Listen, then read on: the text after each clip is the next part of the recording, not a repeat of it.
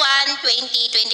Sa ngayon po ay patuloy pa rin na easterlies ang hangin na umiihip lalo na sa silangan ng ating bansa, habang mayroon pa rin pong mahinang daloy ng hanging amihan o yung tinatawag natin na northeasterly surface wind flow na umaabot po hanggang dito sa northern part ng Northern Luzon. At sa ating long range forecast, consistent pa rin na walang bagyo na namamataan na tatawid sa ating kalupaan for the next 2 weeks, pero hindi pa rin inaalis ang posibilidad na may mapuong sama ng panahon sa silangan ng ating bansa sa susunod na mga araw, at ang development ng mayan ang ating babantayan. At sa lagay po ng ating panahon, ngayong hapon ay nakakaranas ng cloudy skies with isolated rains sa ilang bahagi po ng Ilocos Region, Cordillera, Cagayan Valley, Pangasinan, southern part ng Quezon, Camarines Provinces, Palawan, Sulu Archipelago, Zamboanga Peninsula, Lanao Provinces at Sultan Kudarat. At mamayang gabi, may chance pa rin ng mga pagulan lalo na sa may Palawan, ilang bahagi ng Northern Luzon at ilang bahagi ng Central Luzon. Kaya mag-ingat po tayo dahil may mga chance pa rin ng mga pagbaha at pagguho ng lupa.